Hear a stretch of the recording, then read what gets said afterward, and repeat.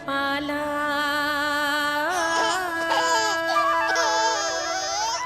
यशोमती मैया के नंद लाला,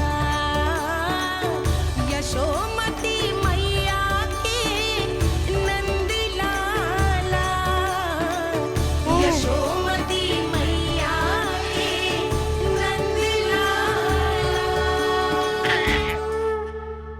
क्या कहा तूने? सुनो ना तुम सबने, इसने पहली बार मुझे मैया कह के पुकारो है। सुलक्षणा, जानकी, कस्तूरी, सुना ना? हाँ जी, सुना ना आपने? इसने पहली बार हमें मैया कहा। सुनो सुधा, पर आज तुम भी सुन लो। आज के बाद ये संदेह कभी मत करना कि तुम लल्ला की मैया कहलाने के योग्य ना।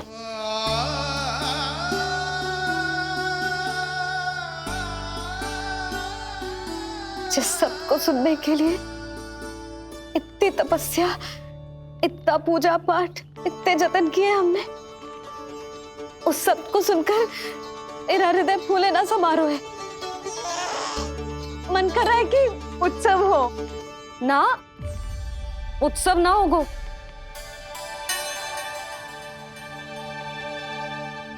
आज मेरे लल्ला ने मुझे पहली बार मैया कह के पुकारो है। इसका अर्थ तो यही है ना कि मुझे इसकी मैया बनने का कर्तव्य और अच्छे से निभाना है।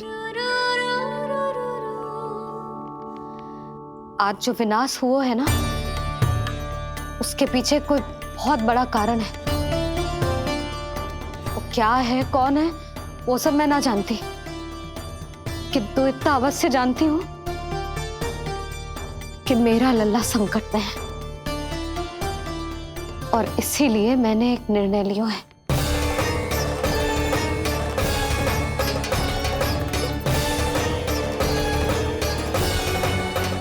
कैसा निर्णय है सुधा? यही कि अब से मैं कान्हा को घर के भीतर ही रखूंगी। हाँ? क्या?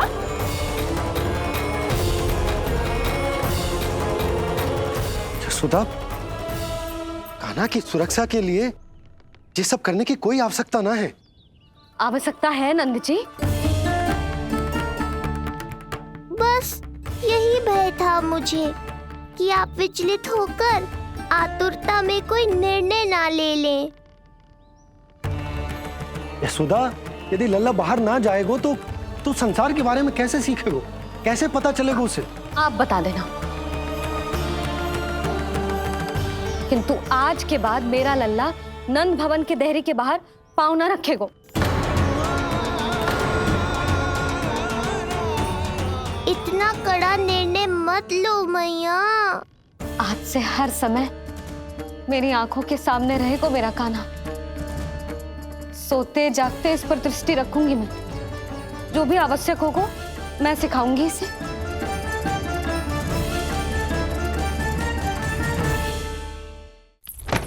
प्राप्ति नहीं प्राप्ति। यही सिखाया था मैंने तुम्हें। हाँ, कहा था ना मैंने तुम्हें कि उन पर नियंत्रण रखो, ध्यान रखो उनका। भय का बहुत बड़ा असर पड़ता है उन पे। शीघ्र ही पराजय को अपने मन में बिठा लेते हैं वो। परिस्थिति यदि उनके पक्ष में रही तो उनसे बड़ा सिंह उस वन में कोई और नहीं, और यदि विपक्ष को सफलता मिलने लगे तो निडर सिंह को गीदड़ बनते वक्त नहीं लगता। देखो उनकी दशा। क्या इसी दिन के लिए तुम्हें सब कुछ सिखाया था मैंने? हाँ, क्या करना है, कैसे सुझाव देने हैं, क्या मंत्रणा करनी है, सब समझाया था मैंने तुम्हें। पर तुम असफल रही।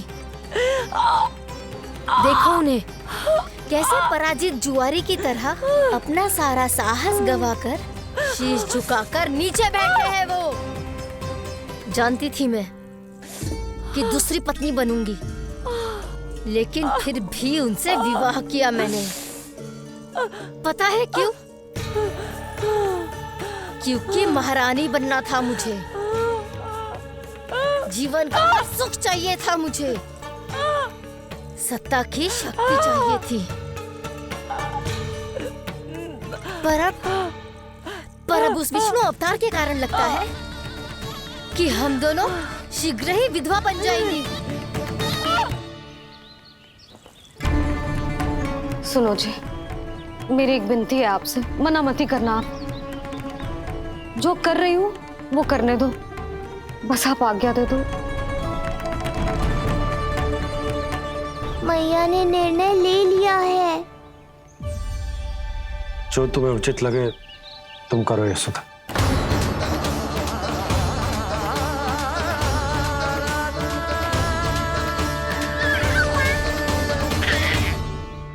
महाराज कंस की मृत्यु के बाद उनके सहयोगी मंत्री सेनापति हम दोनों के साथ क्या करेंगे?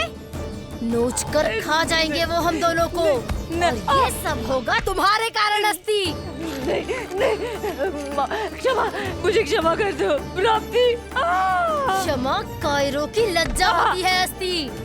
मुझे चाहिए साहस का शस्त्र और कुटिलता के अस्त्र। जानती हो मैं महाराज को क्यों नहीं संभालती? क्योंकि मुझे भय लगता है। महाराज से नहीं, अपने क्रोध से। क्योंकि बात अगर आगे बढ़ गई तो तलवारें मयान से बाहर निकल आएगी। या तो महाराज की मृत्यु होगी या तो मेरी। मुझे क्षमा कर दो प्राप्ति। बताओ मैं क्या करूं? तुम बस मौन धारण करो, मौन। अब कुछ कहना नहीं, करना पड़ेगा।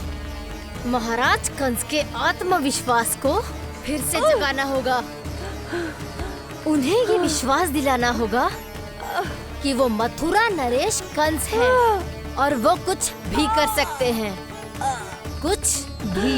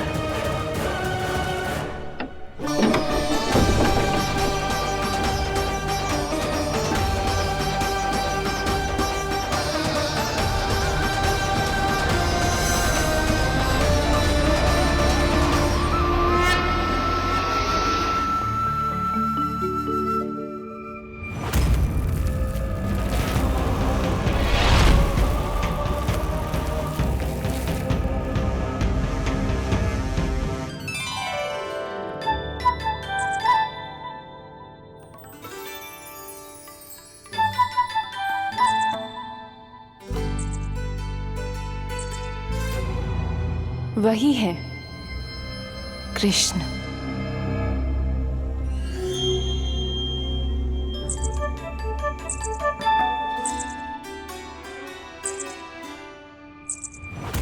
कितने वर्ष बीत गए तुम्हारी प्रतीक्षा में। हर सुबह लगता था कि तुम आज मिलोगे, पर तुम कभी नहीं आए। आज फिर आशा बांधी है, तोड़ मत देना कृष्ण।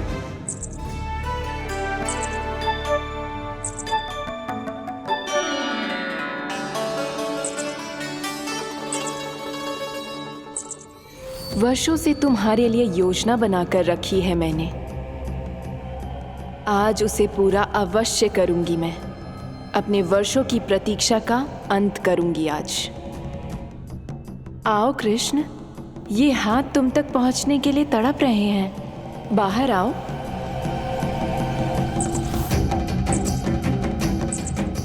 आओ कृष्ण, आओ।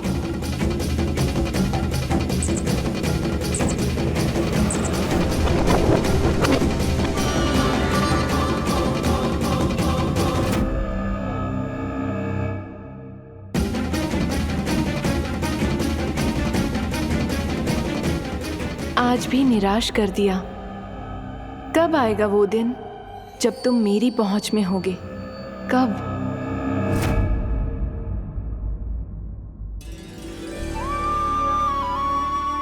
सारा संसार आपके दर्शन करके अपना दिन आरंभ करते है। पर क्षमा करियो सूर्यदेव, इस मैया के मन को तो शांति केवल अपने लल्ला के मुख के दर्शन करके मिलती है।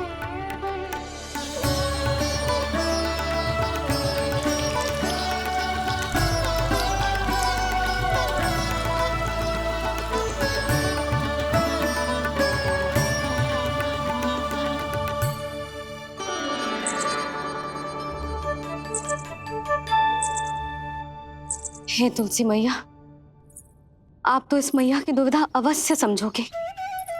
आपको तो पता है ना, नित्य के जैसे आज भी कान्हा बाहर जाने के लिए हट करेगा या फिर किसी ना किसी प्रकार से मुझे मनाने का प्रयास करेगा।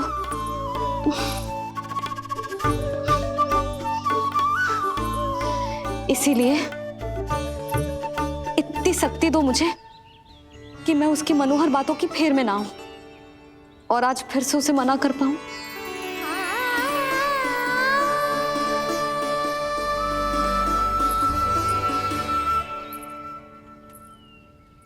अब करेगी जसोदा अपने कान्हा के मुख के दर्शन और फिर खोलेगी अपनी आंखें।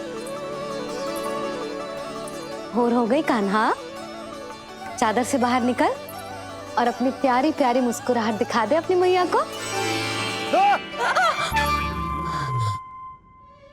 मेरा मुंह देख के चिल्लाए क्यों? नहीं, वो तुम इतने भयानक लग रही हूँ क्या मैं? ना,